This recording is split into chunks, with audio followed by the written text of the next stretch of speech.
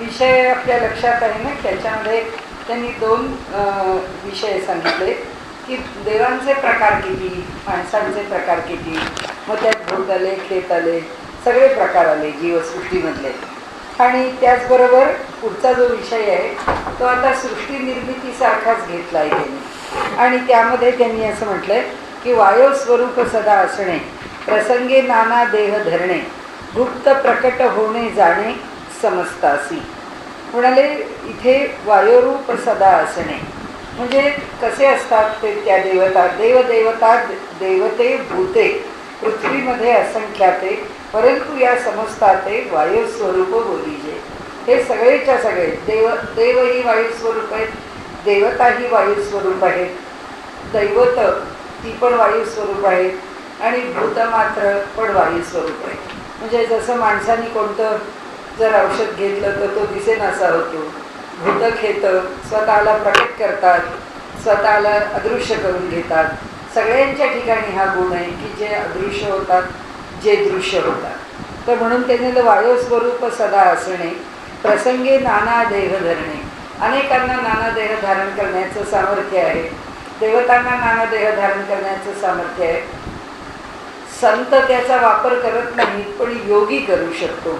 योगी नाना देह धारण करू शकतो या अर्थाचं योगसूत्रामध्ये एक सूत्रच आहे. त्याच्यामध्ये त्यांनी असं म्हटलंय निर्माण चित्त, असं त्याचं स्वरूप आहे. हे सूत्रच एवढं आहे, निर्माण चित्त. निर्माण चित्तामध्ये काय म्हटलंय त्यांनी की ह्या देहाला एक चित्त आहे, म्हणजे एक अंतःकरण आहे. त्या अंतःकरणाचं कारण काय, तर त्या अंतःकरणाचं कारण आमचं पूर्वकर्म आहे. त्या पूर्वकर्माची उपाधी त्या अंतःकरणाबरोबर आहे. तसंच त्याच्याबरोबर 5 महाभूत, 5 तन्मात्र, 5 प्राण आणि हे अंतःकरण चतुष्ट आहे. हे सगळं त्या चैतन्याला वेढलेलं आहे. आणि त्या वेढलेल्या चैतन्याने हा जो देह आहे तो त्यामुळे निर्माण झाला आहे. आता ह्या देहाचं प्रयोजन काय आहे की जोपर्यंत ते संस्कार काय जे भोगायचे आमचे काढून दिले, आमचं संचित पुष्कळ आहे, पण ते सगळंच्या सगळं संचित आम्ही भोगत नाही. आम्हाला अनेक जन्म घेऊन ते संचित फेडावं लागतं. या जन्मामध्ये त्या संचिताचा विचार जर आम्ही केला तर या जन्मामध्ये ते संचित भोगताना त्यातलं प्रारब्ध म्हणून बाजूला आलं, मग त्याच्यात आमचं आयुष्य आलं, आमच्या देहाची स्थिती आली, आमचा रंग आला, आमची बुद्धी आली, आमची परिस्थिती आली, सगळ्या गोष्टी त्याच्यामध्ये आल्या की माणसाला रंगरूप असं का, माणसाची बुद्धी अशी का, माणसाला अमुक ठिकाणी जन्म का, माणसाला अमुक एक व्यंग का, हे सगळंच्या सगळं त्याच्या ठिकाणी त्याच्या पूर्वकर्माप्रमाणे जेवढं भोगायचं आहे तेवढं प्रारब्धाच्या रूपाने बाजूला झालेलं आहे आणि ते आम्ही या जन्मात भोगतो आहोत. तर ती सिद्धी अशी आहे, ती सिद्धी असं सांगते की आता आम्हाला हे सगळं भोगून टाकायला समजा 60, 70, 80, 90 काय वर्ष लागणार असतील, ती तेवढी वर्ष आम्हाला भोगण्याकरता लागणार आहे. तर त्या योग्याच्याकडे असं सामर्थ्य आहे की त्यांनी त्याचं सगळं पूर्वसंचित जे आहे ते सगळं पूर्वसंचित भोगून संपवलेलं आहे. आणि ते संपवलेलं जे पूर्वसंचित आहे त्या पूर्वसंचिताच्या ठिकाणी आता त्याचं राहिला आहे, हा शेवटचा देह राहिला आहे. तर या शेवटच्या देहामध्ये तो जे काही भोगतो आहे ते त्याचं भोगणं, आता त्याला 70-80 वर्ष भोगण्याचं त्याला असं वाटतं काय गरज नाही इतकी वर्ष काढण्याची. मग तो काय करतो, समजा त्याचं सगळं पूर्वसंचित भोगून झालं आहे तर या जन्मातलं प्रारब्ध भोगण्याकरता आपल्याच देहापासून आपल्यासारखे 7, 8, 10, 25 देह निर्माण करतो आणि त्या देहाने तेवढं कर्म भोगून टाकतो. त्या प्रत्येक देहाकडे हिशोब पूर्ण झाला पाहिजे. काय वाटेल ते झालं तरी ह्या नियमामध्ये फरक पडत नाही.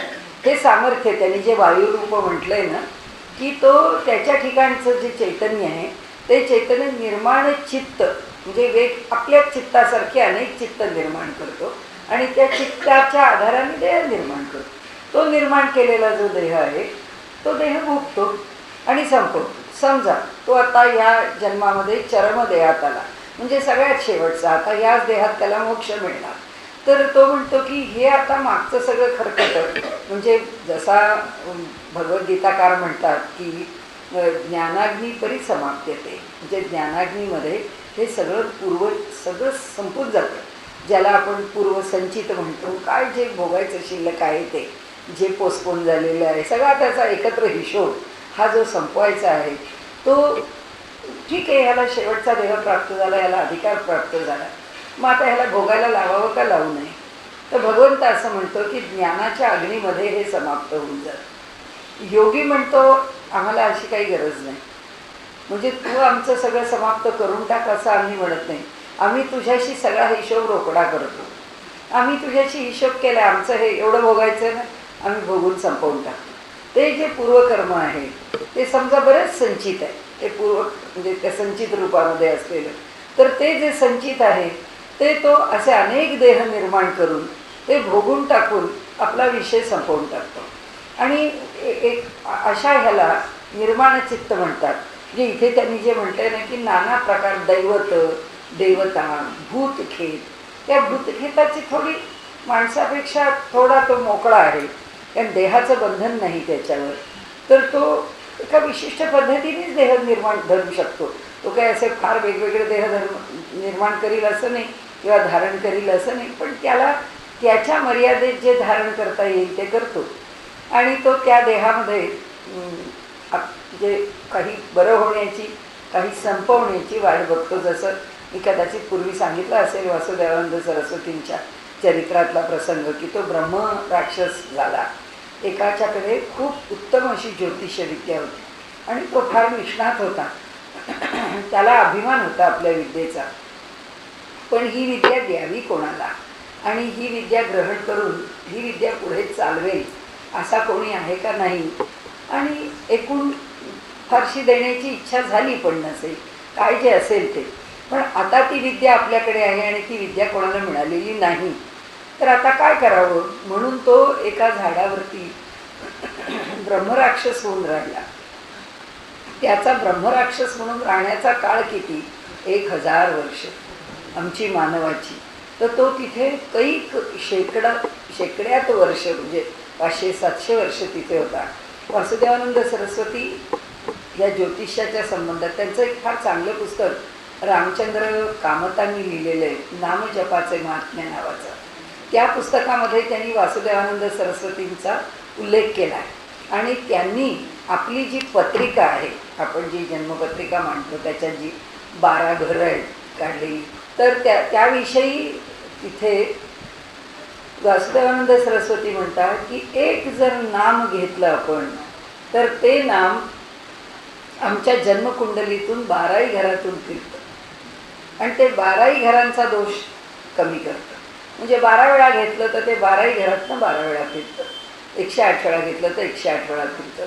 म्हणजे त्यांनी सांगितलं आहे की नामामधून आमचे प्रारब्धाचे जे दोष आहेत ते कमी होतात. अर्थात आत्ता मला त्याच्याबद्दल नाही सांगायचं आपल्याला, पण या संदर्भात त्या ज्योतिषशास्त्राची काही अभ्यास चालू होता. तर त्याचं काही गणित करत होते. तर तो ब्रह्मसंबंध खाली आला आणि तो म्हणाला, मी बघतोय बरेच दिवस झाले तुम्ही हे काम करताय, तुम्हाला मी शिकवू का. मी तुम्हाला शिकवतो म्हणाले. आणि त्यांना ते जे ज्योतिष्य आहे ते ज्योतिष्य त्यांना त्यांच्या पद्धतीचं ते जसं मांडत होते ते ज्योतिष्य ते रोज शिकवायला वासुदेवानंद सरस्वतींना येत असत. आणि त्यांनी आपली सगळी विद्या त्यांना दिली.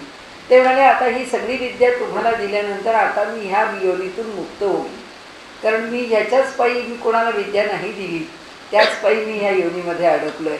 तर आपल्याला सांगायचं असं की त्यांनी त्या विद्येचं जे सुलभीकरण केलं आणि ती विद्या जी त्याच्यामध्ये मांडून ठेवली, यांना ज्या सूत्ररूपाने सांगितली, त्याचं सूत्ररूप आणखीन वासुदेवानंद सरस्वतींनी केलं, जे गुळवणी महाराजांच्या आश्रमात आत्ता पण आहे. तो एक पट आहे असा मोठा केलेला. आणि कुणालाही आता काय दरवेळी एवढा मोठा निष्णात मनुष्य ज्योतिषी मिळणार कुठं, तर वासुदेवानंद सरस्वती काही कायम मिळणार. कुणालाही कोणतीही समस्या असेल तर तो पट कसा सोडवायचा ते लिहिलेलं आहे तिथे, की ते दान पडेल, मग त्या दानाचे किती हे होतील, आणि त्या दानामधून आपल्याला कुठल्या कुठल्या घरात आपण पुढे जायचं वगैरे वगैरे. ते सगळं जे काही आहे ते सगळं त्याच्यामध्ये त्यांनी दाखवलेलं आहे. आणि त्या कोष्टकाप्रमाणे जर का आपण बरोबर त्याचा अभ्यास केला आणि आपल्या समस्येवरती त्यांनी दिलेलं जे उत्तर आहे ते जर पाहिलं तर त्या उत्तराप्रमाणे आपल्या समस्या सुटतात. म्हणजे इथे सांगण्याचा हेतू असा आहे आपल्याला की किती त्याच्यामध्ये बारकावा आहे आणि इथे हे वायुरूप किती जीव आहे. म्हणजे समर्थांना आपल्याला सांगायचं आहे की मानव, प्रेत योनी, राक्षस योनी, हे ब्रह्मराक्षसी एकत्र योनी आहे, ती राक्षसी योनीच आहे. तर ह्या अशा प्रकारच्या अनेक योनींच्या मधून जे जीव जगत असतात ते सगळे जीव हे वायुरूपच असतात. म्हणजे देवता पण वायुरूप आहेत. विष्णूचे पुढे वर्णन केलं आहे त्यांनी की सगळ्या देवता वायुरूप आहेत. तर इथे ते त्यांचं म्हणणं असं आहे, वायुस्वरूप सदा असणे, प्रसंगे नाना देह धरणे. जेव्हा वेळ पडेल त्यावेळी आता ह्या सगळ्या मागे येऊन गेलेल्या देव देवता, दैवत, भूत, खेत प्रसंगाप्रमाणे देह धारण करतात. गुप्त प्रकट होणे जाणे समजतासी. या सगळ्यांनाच गुप्त होणं आणि प्रकट होणं ही विद्या असते. त्यामुळे हे भूतखेतसुद्धा त्यांना पाहिजे त्या अंतरामध्ये किंवा त्या ठिकाणामध्ये आपला प्रभाव ते जमवून असतात. त्या ठिकाणी तेवढा तो प्रभाव त्यांचा आपल्याला अनुभवाला येतो. फार पुढे ते जाऊ शकत नाही, पण त्यांच्या मर्यादेत ते त्यांचं कार्य भूतखेत. देवतांनाही मर्यादा नाही, त्यामुळे देवता ह्या मुक्त संचार करतात. वायोस्वरूपे विचरती, वायोमध्ये जगज्योती, जाणती कळा वासनावृत्ती नाना भेदे. आता हे जे वायू स्वरूप आहे, आता आपण पहिल्यापासून लक्षात ठेवले की आकाश म्हणजे आकाशाची सीमा किंवा आकाशाचं भासमान होणं, ह्या दोन गोष्टी जर सोडून दिल्या तर आकाश हे ब्रह्म आहे असं समर्थांनी आपल्याला मागे सांगितलं आहे. की आकाशाला ब्रह्म समजा. कसं समजा? त्याची जी सीमा मनात घेऊ नका. त्याला ते सीमित आहे, कारण जिथे आपली मर्यादा संपते तिथे आपल्याला आकाश संपतं असं वाटतं आणि तो भास जो होतो आपल्याला, तो निळसर आहे, त्या ढग आहेत, ते आकाश जे जाणवतं त्याची एक विशिष्ट जाणीव होणं हे ते म्हणतात सोडून द्या. या दोन गोष्टी सोडल्या तर आकाश हे ब्रह्म आहे. आणि आकाशातून जो वायू निर्माण झाला आहे तो वायू म्हणजे मूळ माया आहे. आता चाललाय हा त्यांचा विषय, हा याच्यावर भर देऊन चाललाय. आता आपण जे ह्या एका मागच्या दशकामध्ये पाहिलं आणि ह्या 2-3 समासात पाहिलं. जे समर्थांच्या तत्त्वज्ञानातलं हे एक लक्षात ठेवण्यासारखं सूत्र आहे की आकाश हे ब्रह्मस्वरूप समजावं, वायू हा मूळ प्रकृती स्वरूप समजावा. आता आकाशातून वायू झाला म्हणजे वायूमध्ये आकाश समाविष्ट आहे. आता तो विषय सांगता येते की वायुस्वरूपे विचरती, वायूमध्ये जगत ज्योती. ते म्हणतात की वायूच्या स्वरूपामध्ये ह्या देवता विचरण करतात. पण आता वायूत काय आहे असं समजावं तर वायूमध्ये जगत ज्योती, वायूमध्ये ह्या जगताची ज्योती, जगत ज्योती जे जगताला चेतना देणारं असं चैतन्याचं स्वरूप आहे. तर ते स्वरूप कसं आहे तर ते जाणती कळा वासना वृत्ती नाना भेदे. जाणती कळा, आता 2 गोष्टी आहेत या वायूत. आता काय काय समाविष्ट झालं तो विषय सांगितला. आकाश म्हणजे ब्रह्म. आता त्या ब्रह्माचं कोणतं लक्षण आपल्या ठिकाणी आपण तत्त्वज्ञानामध्ये सरसकट विचारात घेतो ते म्हणजे जाणीव. आणि जाणीव म्हणजे ज्ञान. म्हणजे ज्ञान हे चैतन्याचं स्वरूप आहे आणि प्रकृतीचं स्वरूप शक्ती आहे. नुसतं ज्ञान असून भागत नाही, शक्ती पाहिजे. आणि नुसती शक्ती असून भागत नाही, ज्ञान पाहिजे. आणि सुट ज्ञान आणि सुटी शक्ती भागत नाही, ते दोन्ही एकत्र पाहिजे. पण सुटी शक्ती हे सुट ज्ञान आहे त्याचा काही उपयोग नाही, ते दोन्ही संमिश्रण पाहिजे. म्हणून समर्थांनी इथे आकाश म्हणजे ब्रह्म आहे, ब्रह्मातून वायू आहे आणि वायू म्हणजे जगत ज्योती आहे. म्हणजे हे जग निर्माण करण्याचं जे बेसिक रॉ मटेरियल आहे ते काय आहे ते सांगतायत आपल्याला. की ते म्हणतात ते ज्ञान आहे आणि दुसरं शक्ती आहे. या 2 गोष्टी कुठं आल्या? वायूमध्ये आल्या. कारण आकाशामध्ये शक्ती नाही आहे, आकाशामध्ये नुसतं ब्रह्म आहे. त्या ब्रह्मापासून वायूमध्ये शक्ती पण आहे. आता ती शक्ती आणि ती जाणीव हे 2 एकत्र झाल्यावर काय झाली? ती जगत ज्योती म्हणजे जगताला निर्माण करणारं चेतन तत्व हे त्या ठिकाणी निर्माण झालं. आता जगत ज्योती, जाणती कळा वासना वृत्ती नाना भेदे. जाणती कळा म्हणजे कला, म्हणजे भेदाला किंवा जाणण्याची कला असं म्हटलं तर ती शक्ती युक्ती दोन्ही एकत्र आल्या. म्हणजे समर्थांच्या जोड्या आहेत, त्या जोड्यामध्ये शक्ती आणि युक्ती ही एक जोडी आहे. तर इथे जाणती कळा शक्ती युक्ती जोडीसुद्धा घ्यायला हरकत नाही, कारण शक्ती प्रकृती आहे आणि युक्ती जाणीव आहे, ज्ञान आहे, आम्हाला समजणं, तर्क करणं, विषयाचं आकलन होणं. म्हणून जाणती कळा वासना वृत्ती.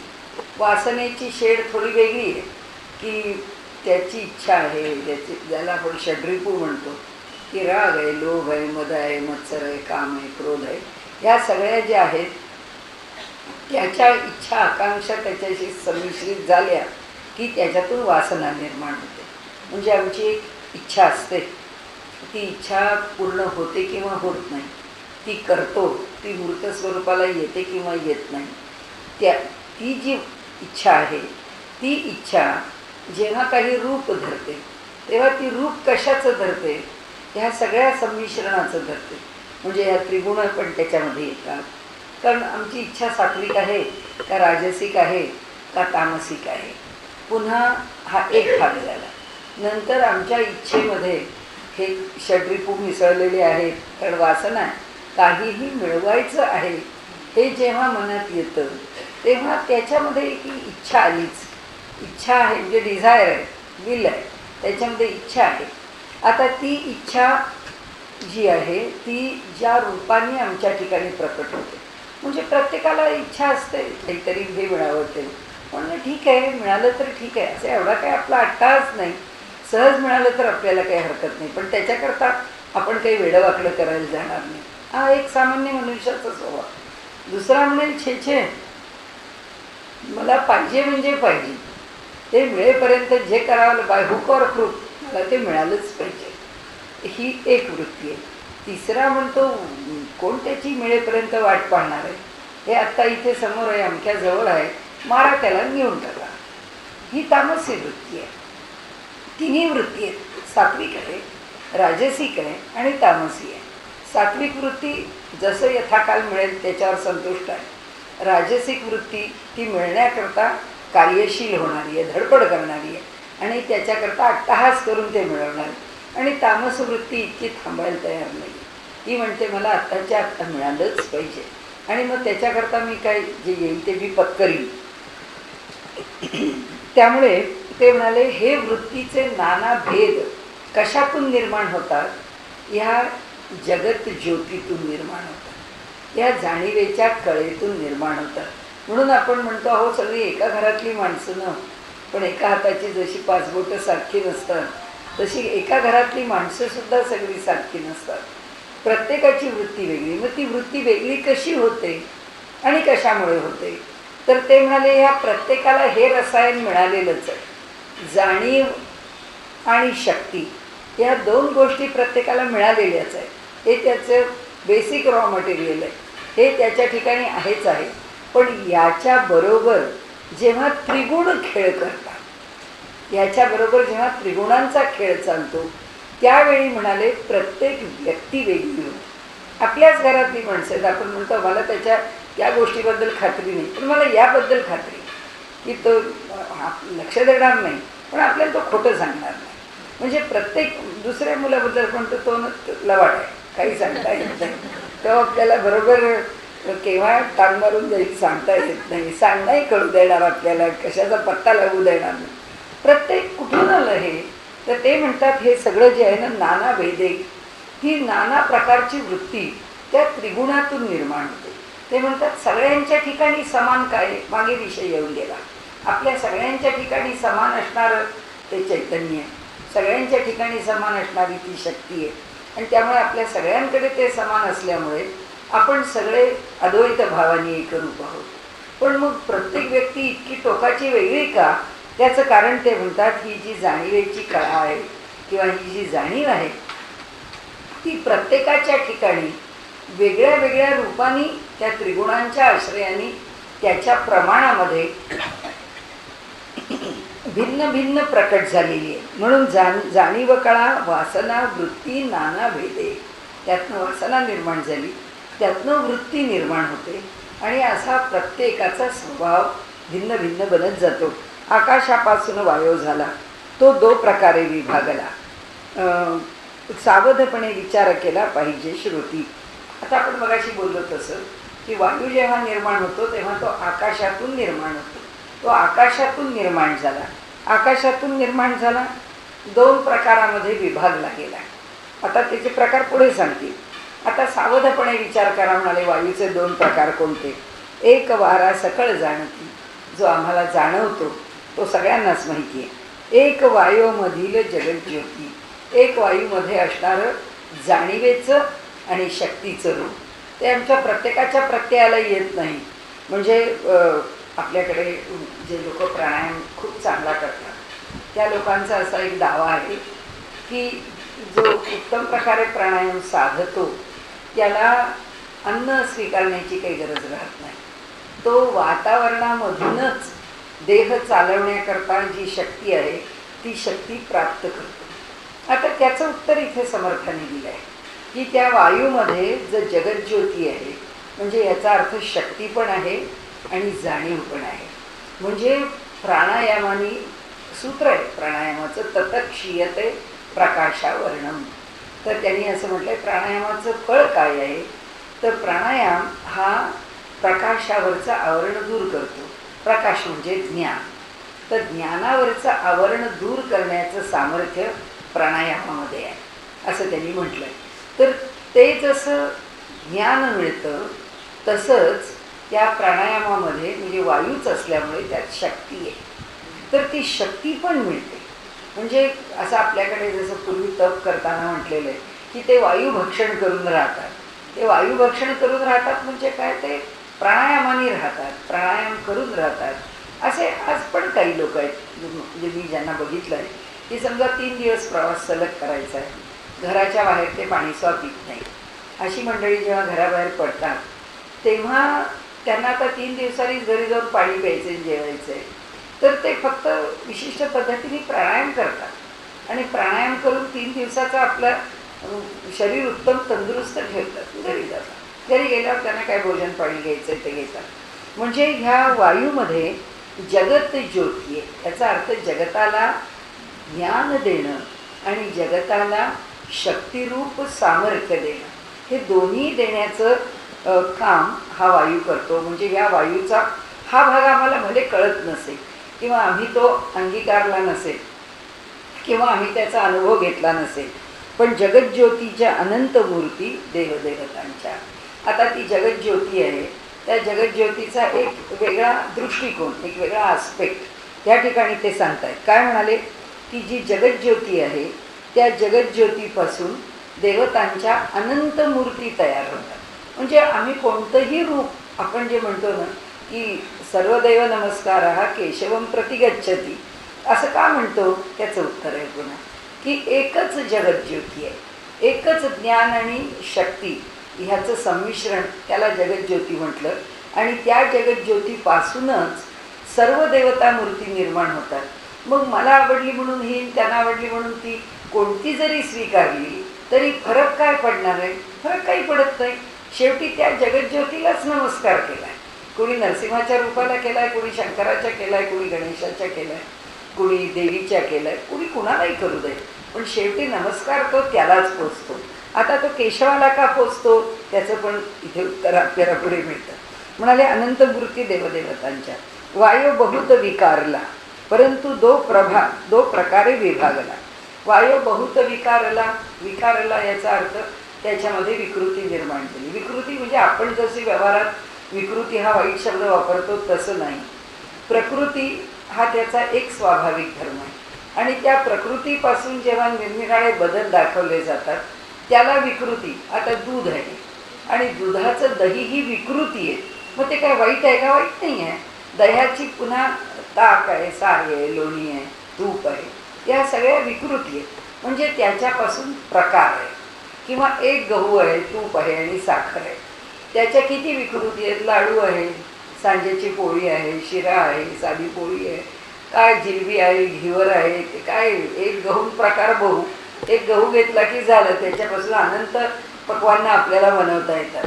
तर तसं हे इथे तर त्यांनी सांगितलं की एकच वायू आहे, पण तो अनेक प्रकारांनी अनुभवला जातो.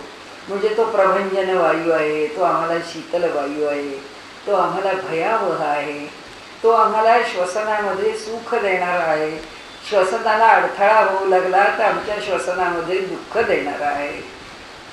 तो वायू प्राण या रूपाने देहात आल्यानंतर देहात 5 प्रकारांनी प्रामुख्याने विभागला गेलेला आहे. त्या 5ही ठिकाणी तो उत्तम कार्य करत राहिला तर बरं आहे, नाही तसं झालं तर जांभयाच येत राहतील, कुचकीच येत राहील, आपल्याला तहानच लागत राहील, नाही तर आपल्याला त्रास होत राहतील वेगवेगळ्या प्रकारचे. म्हणजे ब्लड प्रेशर हा सुद्धा त्रास वायू विकृतीच आहे, की वायूची विकृती होते म्हणून रक्ताचं जे वहन, कारण जिथे जिथे गतीचा संबंध आहे तिथे तिथे वायूचा संबंध आहे. म्हणजे हृदयविकार गतीचा संबंध आहे आणि सगळ्या देहाचा गतीशी संबंध आहे. आणि त्यामुळे मुळात हे जर आम्हाला सुखरूप सांभाळता आलं, वायू जर आम्हाला सुखरूप सांभाळता आला तर आमचं शरीर निरोगी राहू शकतं. आता अलीकडे अनेक लोकांचा दावा आहे, आता माझ्याकडे एक पुस्तक आलं आहे नवीन, तर त्या पुस्तकामध्ये त्यांनी असं म्हटलं आहे की मुद्रांवरती पुस्तक आहे आणि त्यांनी अनेक पुस्तकं लिहिली आहेत. त्यांनी असं लिहिलं आहे की मनुष्य 100 वर्ष कशाला जगू शकतो, तो 200 वर्ष जगेल आणि तो विना विकृती जगेल, कुठल्याही प्रकारच्या रोगाशिवाय जगेल. नंतर ते कोणी चव्हाण म्हणून गृहस्थ आहेत, तर त्यांची पुस्तकं आहेत. तर त्यांनी त्या पुस्तकांमध्ये त्यांचं ते मुद्रा विज्ञान म्हणून पुस्तक माझ्याकडे आहे, त्या पुस्तकात त्यांनी मागे आपल्या इतर पुस्तकांबद्दल लिहिलं आहे. आणि त्यांचं म्हणणं असं आहे की ते म्हणाले, तुम्ही जर हा निसर्ग समजला आणि तो समजून घेऊन जर आपला देह सांभाळला तर तुम्हाला कोणताच विकार होणारच नाही, अशी त्यांची एक धारणा आहे. तर इथे ते म्हणतात तसं की वायू बहुत विकारला, तो अनेक प्रकारांनी. आता हे तर आम्ही आमच्या शरीरापुरतं म्हणा, पण एवढंच नाही आहे. आम्ही जेव्हा केक करतो तेव्हा वायू विकारला, याच्यामध्ये त्यांनी गती नाही ठेवली आणि त्यांनी पोकळ्या नाही निर्माण केल्या, आकाश नाही निर्माण केलं तर तो तिथंच बसून राहील. आमचा ढोकळा वायू आहे, त्याच्याशिवाय होणार नाही. आमची पोळी आहे, ती त्याच्याशिवाय फुगणार नाही. तो किती प्रकारांनी विकृती स्वीकारतो. म्हणजे असं जर आपण बघत गेलो तर अनेक ठिकाणी आपल्याला, म्हणजे साधं पीठ इडलीचं करायचं तरीसुद्धा त्याची फसफसून यायला वायूच पाहिजे. म्हणजे त्यांचं म्हणणं असं, हे वायूचा बहुत प्रकारे विकार आहे, तो विकार समजून घ्या. परंतु 2 प्रकारे विभागला. आम्ही इतके बारीक सारीक त्याचे भेद तुम्हाला सांगणार नाही म्हणाले, पण आम्ही तुम्हाला 2 प्रकारात सांगतो. आता विचार ऐकला पाहिजे तेजाचा. आता हा फक्त 2 प्रकारे आम्ही तुम्हाला सांगितला. कोणता? सकाळांना म्हणजे आम्हाला जो कळतो तो वायू, आणि ज्याच्यापासून देवता निर्माण होतात तो वायू. हे 2च भेद आम्ही आपल्याला सांगितले. त्याच्यापेक्षा वायू अनेक भेदांनी आम्हाला जाणवतो. आत्तासुद्धा पंखा जोरात होता, इथे लगेच त्याचा वायू विकारला, कारण ह्या स्पीकरला ते तितकी गती वायूची चालली नाही, आवाज फाटायला लागला. म्हणजे वायू विकारच झाला की आपण लगेच त्याची गती कमी केली. म्हणजे तो किती प्रकारांनी आपल्याला त्याचे गुणधर्म दाखवत असतो आणि आपण ते अनुभवत असतो, असं त्यांचं म्हणणं. पण आम्ही म्हणाले 2 प्रकारांनी सांगितलं. एक प्रकार असा की सगळ्या देवता, सगळ्या व्यक्ती वायुरूप देह धारण करून ज्याला आकाशामध्ये विहार करता येतो, वायू इतका जो हलका होऊ शकतो प्राणायामातून, ज्याला खेचरी मुद्रा असं म्हणतात. त्या खेचरी मुद्रेमध्ये खे म्हणजे आकाश, खम म्हणजे, आणि आकाशात चर म्हणजे चरण करणारा, विचरण करणारा असा जो देह आहे तो खेचरी मुद्रेमध्ये वगैरे वगैरे अनेक प्रकारांनी त्या वायूचा अनुभव घेता येतो.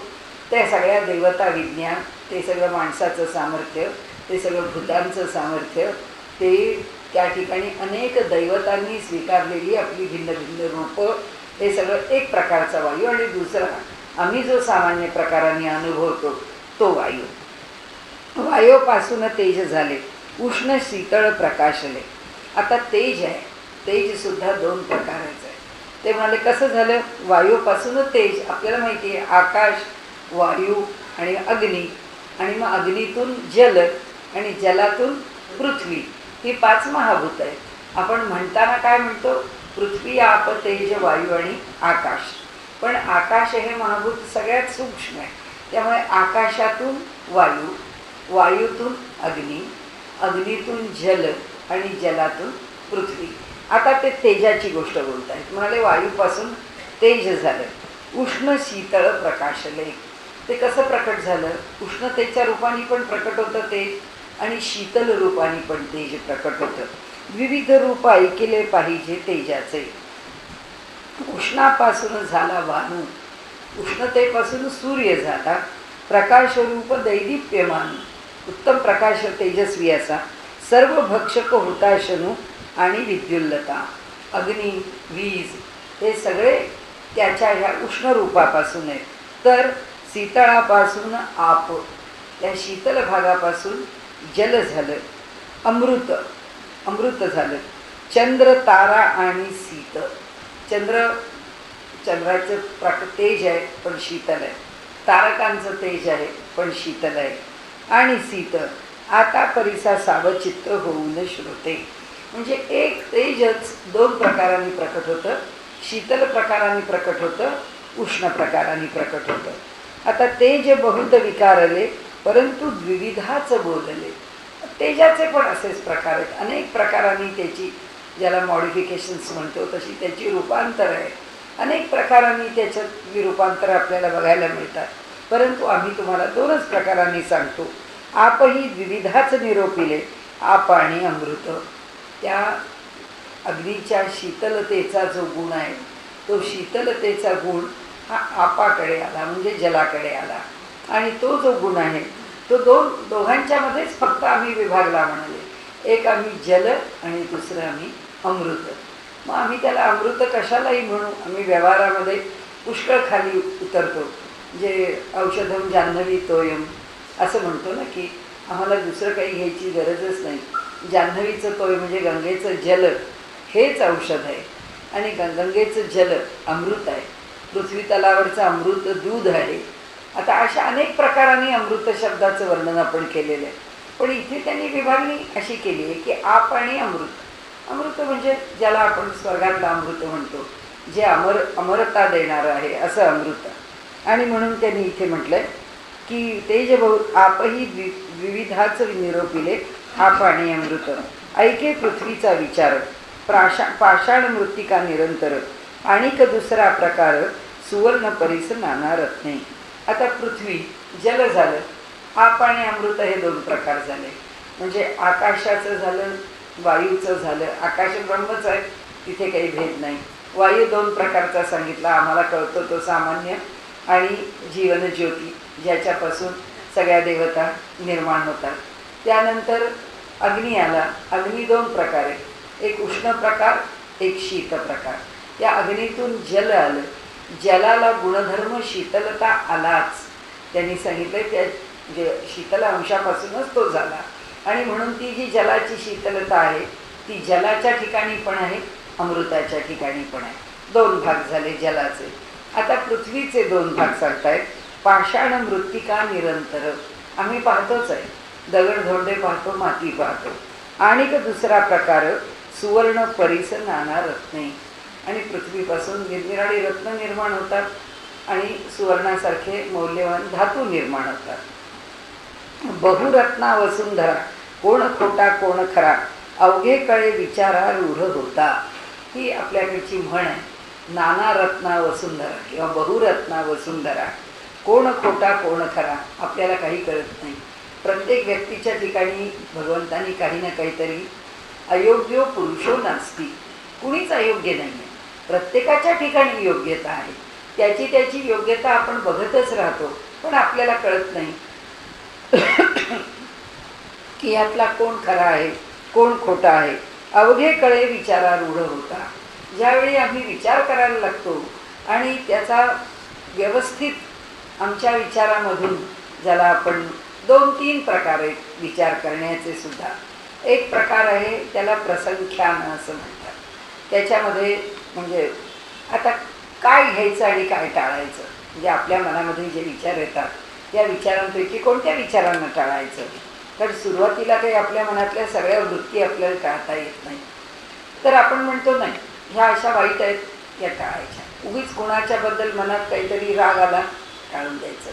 कुणाच्याबद्दल मनामध्ये जर काही हे नाही मला बरं वाटलं ते नाही, तक्रार ज्याला म्हणतो की समाधान आपण ठेवत नाही, ह्या अशा वृत्ती आल्या तर काढून टाकायच्या. हा प्रसंख्यान विधी आहे. म्हणजे प्रसंख्यान म्हणजे मोजून. म्हणजे तो आपल्याकडे यज्ञामध्ये वेगळ्या प्रकारे विचार घेतला जातो.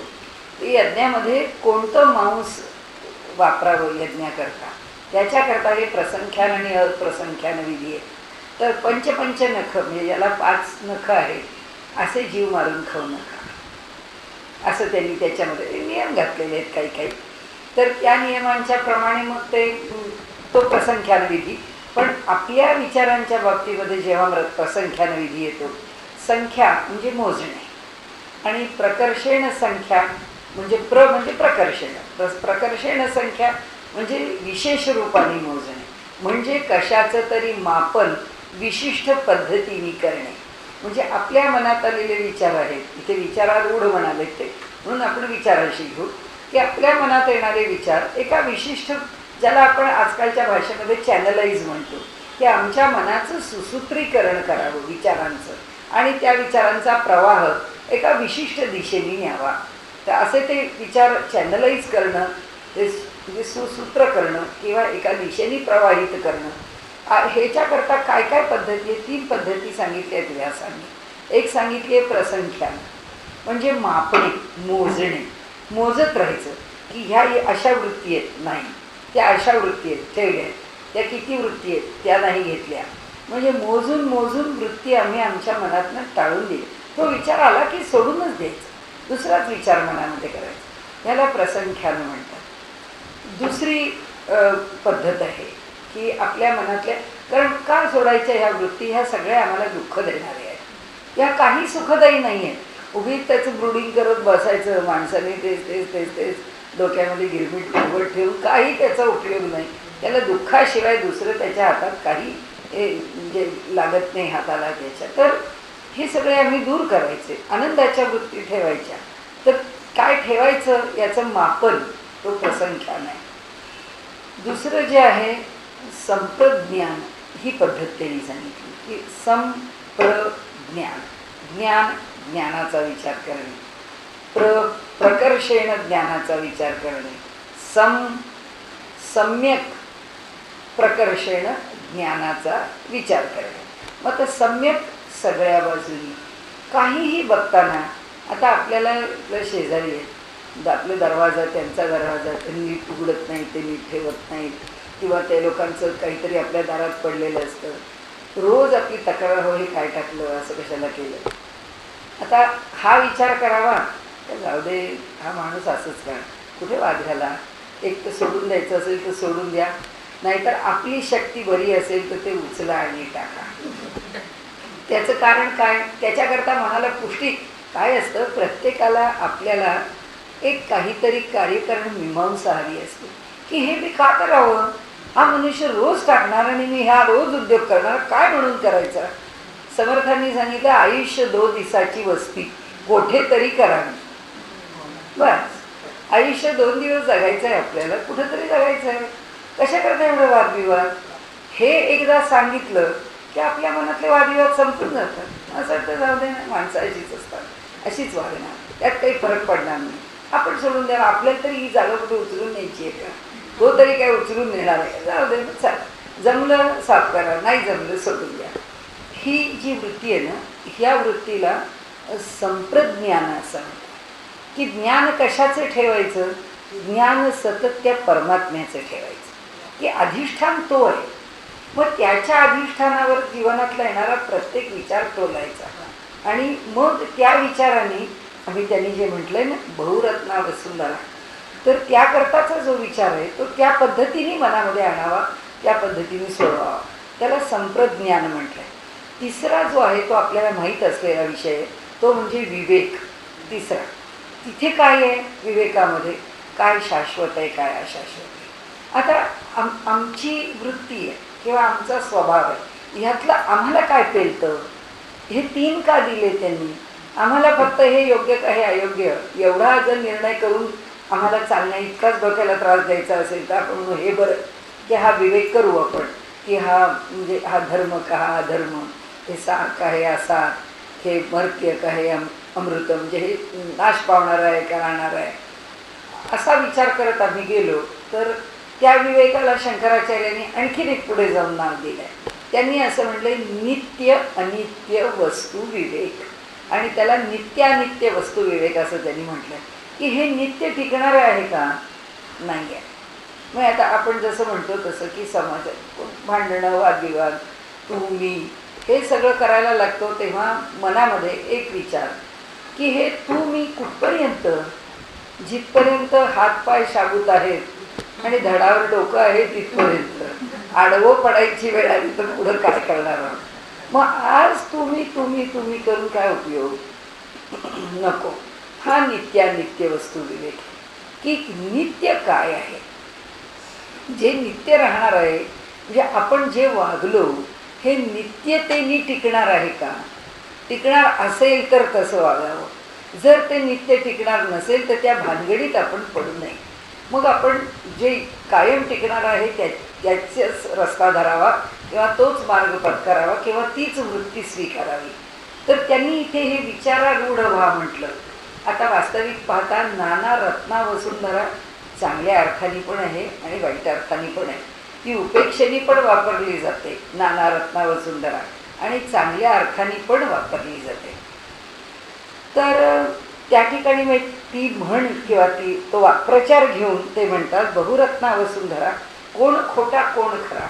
म्हणून आपण दोन अर्थांनी म्हटलं की आपण नाना रत्ना प्रत्येकाचं चांगलं विचारात घेतलं तरी सुद्धा त्यातलं खोटे पण किती खरे पण किती आपल्याला कुठे माहिती आहे. वरवर आपल्याला तो मनुष्य सज्जन वाटला, 2-5 वर्ष आपल्या सहवासात राहिला आणि जाताना आपल्याला फसवून निघून गेला, काय करणार. म्हणजे आपण त्याला खरा खोटा समजू शकलो नाही. म्हणून ते म्हणतात की अवघे कळे विचार रूढा. आपण जर योग्य विचारावर आरूढ झालो तर तो योग्य विचार कोणता, ती करण्याची व्यासांनी सांगितलेली पद्धत आहे. की 3 पद्धतीने विचार करा म्हणतात. प्रसंख्यान, नंतर संप्रज्ञान आणि तिसरा विवेक. नित्यानित्य वस्तू विवेक अध्यात्माकडे, व्यवहाराकरता विवेक. आता या संदर्भामध्ये मी आपल्याला म्हटलं तसं खरं खोट्यापेक्षा सुद्धा काय स्वीकारावं काय स्वीकारू नये, म्हणजे शेवटी प्रत्येक गोष्टीचा सुद्धा विचार करून कसा विषय पुढे न्यावा, नाहीतर तो किती अवघड होऊन बसतो. आम्ही उत्तरकाशीमध्ये होतो आणि ती मंडळी डोंबिवलीहून आलेली होती. त्यांच्यामधल्या एका बाईंनी नृत्यावरती PhD केलेलं होतं. तर तिथे त्या आल्या तेव्हा त्यांचे जे गुरु होते ते म्हणाले आमच्या या बाईंनी नृत्यावर PhD केलेलं आहे, तर त्या आता नृत्यावरती आपल्याला काही सांगतील, म्हणजे नृत्याच्या विषयी माहिती देतील. तर व्याख्यान आपण त्यांचं ठेवूया. म्हटलं ठीक आहे.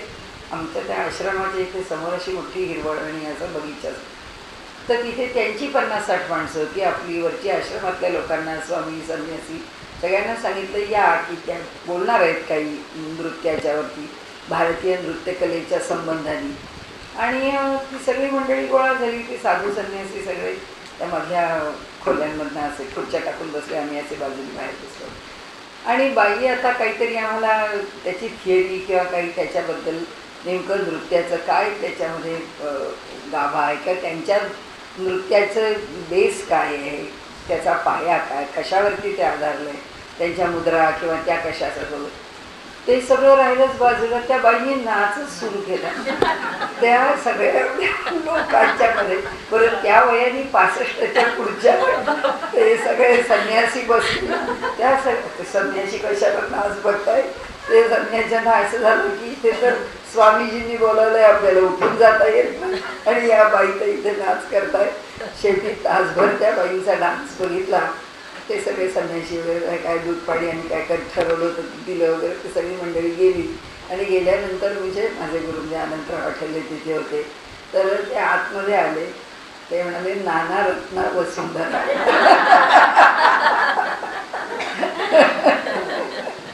सगळ्या ठिकाणी कुठं काय बघायला मिळेल आपल्याला तेच सांगता येत नाही. मनुष्य कोठून झाली हे मुख्य आशंका राहिली. पुढे वृत्ती सावध केली पाहिजे श्रोती. म्हणाले आता मनुष्य जन्माला कुठून कसा आला, का आला, याचं कारण काय, हे तर आपल्याला समजून घ्यायचंच आहे. तर त्याकरता आता पुढच्या समासावरती आपण लक्ष ठेवा. सुरू झालेला विषय पंचप्रलय निरूपण आहे. पंचप्रलय निरूपणामध्ये आपण गेल्या वेळी एक 10 ओव्यांपुढे गेलो होतो. त्यामधला विषय असा आहे की जो निसर्ग आहे तो अटळ आहे. निसर्गक्रमाने जे घडायचं ते घडतंच. त्यामुळे व्यक्तिगत पातळीवर रोज झोप अपरिहार्य आहे. निद्रा हा पहिला प्रलय आहे. त्यामुळे दुसरा प्रलय जो आहे तो मनुष्याचं जीवन संपतं तेव्हाची जी महानिद्रा आहे, त्या निद्रेतून तो देह काही पुन्हा उठत नाही. त्यामुळे तो देहाच्या पातळीवरचा दुसरा प्रलय आहे. ब्रह्मांडाच्या पातळीवर पण 2 प्रलय आहेत. ब्रह्मांडाच्या पातळीवरचा पहिला प्रलय म्हणजे ब्रह्मदेवाची रात्र झाली की पहिला प्रलय आहे. त्यावेळी सृष्टी जी आहे ती सगळी सृष्टी प्रलयाला जाऊन ब्रह्मदेव जेव्हा झोपतात त्यावेळी ऋषीमुनी ह्या सगळ्या सृष्टीची बीजे ठेवून देतात आणि मग झोप झाली की मग पुन्हा सृष्टीची उत्पत्ती होते आणि मग पुन्हा दुसरा दिवस सुरू होतो ब्रह्मदेवाचा. अशा प्रकारे सृष्टीतला तो पहिला प्रलय म्हणजे देवाचं अहो आणि रात्र म्हणजे दिवस आणि रात्र हे म्हणजे सृष्टीचा प्रलय पहिला.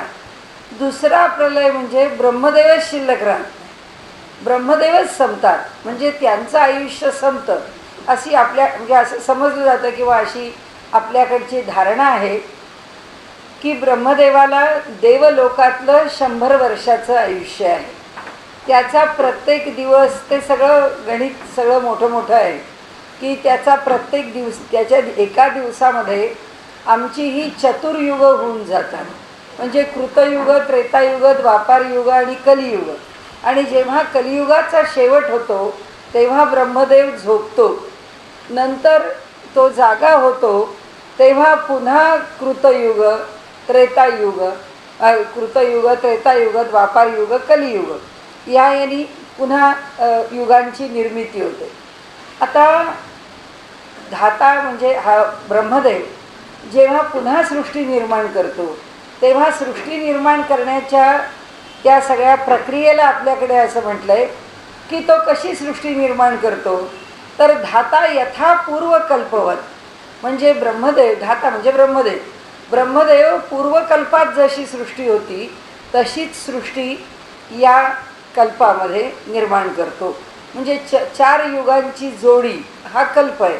आणि त्या कल्पात जे घडलं म्हणजे त्रेतायुगात काय घडतं, रामायणच घडतं.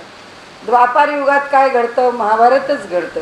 कलियुगात काय घडतं तर कलीचा प्रतापच आपल्याला अनुभवायला येतो. आणि सत्ययुगामध्ये लोक सत्ययुगात जसा व्यवहार करतात की तिथे कशाचंच बंधन असावं लागत नाही. न राजा न राज्योसी न दंड्यो न दांडिका. ते सत्ययुग असं आहे की न राजा न राज्य असी म्हणजे राज्यही असत नाही, राजाही असत नाही. दंड देणारा, शासन करणारा कुणी असत नाही आणि शासन करून घेणारा म्हणजे अनुशासन कुणाचं असत नाही.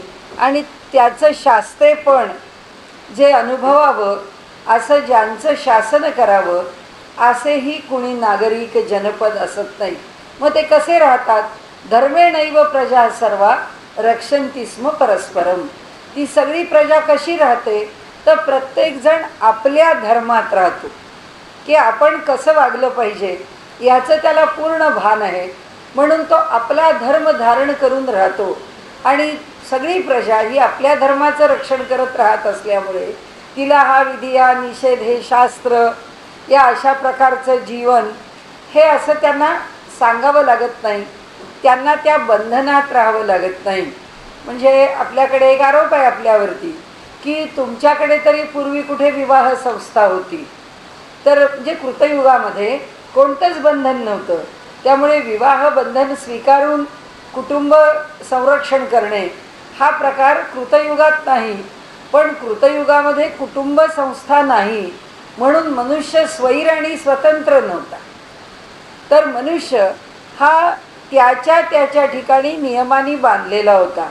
त्यामुळे त्याचं कुटुंब ह्या नावानी जरी आपल्याला संबोधावं नाही लागलं तरीसुद्धा त्याची चारित्र्य संपन्नता आणि त्याची जीवन जगण्याची पद्धती, या सगळ्यामध्ये कुठेही स्त्रैणपणा नव्हता, कुठेही सैल किंवा घसरणारं जीवन नव्हतं. आणि त्यामुळे आता जे ते म्हणतात की ज्या पद्धतीने की स्वतंत्र जीवन आहे, म्हणजे त्याला काय, तुम्हाला जसं जगावंसं वाटतं तसं जगावं, असं तुमच्याकडे कृतयुगात सुद्धा होतं. कृतयुगात असं नव्हतं. कृतयुगात नियम घालावा लागत नव्हता. त्रेतायुग आलं की ज्या युगामध्ये कुणीतरी अनुशासन करावं अशी परिस्थिती निर्माण झाली. मनुष्य स्वयंप्रेरणेने सेल्फ डिसिप्लिननी वागणारा राहिला नाही. त्याला शिस्त लावणारी संस्था आवश्यक झाली आणि मग ती संस्था शिस्त लावते आणि समाज शिस्तीत राहतोय. द्वापार युगामध्ये असं झालं की ज्यांनी शिस्त लावायची तोही बेबंद झाला आणि ज्याच्याकरता ते अनुशासन आहे असा सगळा समाजही बेबंद झाला. आणि त्यामुळे द्वापार युगाच्या शेवटी द्रौपदीचं जाहीर वस्त्रहरण, म्हणजे आजही कलियुगामध्ये कितीही वेडे वाकडे काय बारबाला म्हणा, तिथे होणारे नाच म्हणा किंवा कितीही स्वैर जीवन म्हणा, पण अजूनही सभ्य घरातल्या स्त्रीला सभ्यस्थानावरती खेचून त्या स्त्रीच्या अब्रूचा पंचनामा करणे हा प्रसंग आजही अजून कलियुगात नाही. हे घडणाऱ्या घटना अलग आहेत. ही घटना फार वेगळी आणि गंभीर आहे की द्रौपदी ही या ज्ञात जगातल्या इतिहासामधली समुद्रवलयांकित पृथ्वीची पहिली सम्राज्ञी आहे. म्हणजे तिचा या जगातला केवढा मोठा मान आहे आणि एवढ्या मोठ्या मानावर असणाऱ्या स्त्रीचा इतक्या मोठ्या प्रमाणामध्ये अपमान करणे आणि तिच्या अब्रूची विटंबना करणे हे द्वापार युगाच्या शेवटी घडलं. त्याच्यावरून कल्पना करता येते की कलियुगाच्या शेवटी काय घडणार आहे. कारण तो शेवट आहे द्वापार युगाचा, तिथे संपलं. त्या द्वापार युगाचं आधीचं जे अनुशासन होतं ते संपून गेलं. आता कलियुगाचं संपता संपता शेवट काय होईल आपल्याला माहीत नाही. असो, पण ही जी चतुर्युगं आहेत, या चतुर्युगामधून ब्रह्मदेवाचा दिवस होतो, त्यानंतर ब्रह्मदेवाची रात्र होते. असं करत करत वर्ष आणि असं करत करत 100 वर्ष इतका काळ आहे.